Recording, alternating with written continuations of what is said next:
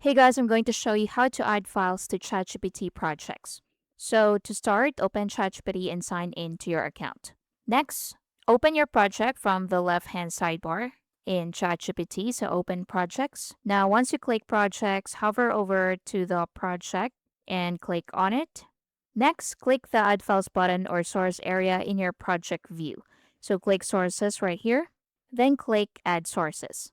So you can select from your device or link supported external apps like Google Drive or Slack. Or you can add from library. So click upload and upload the file and click open and wait for it to finish uploading. And that's it. So its support formats are PDFs, Word documents, spreadsheets, text files, code files, and images. The total number of files you can upload depends on your specific account planned here. And you can preview, so you can preview the file. You can click the three dots right here, then you can download it, you can delete it, or you can replace files anytime directly from your project source list. So let's do it again. So click Add Sources and click Upload.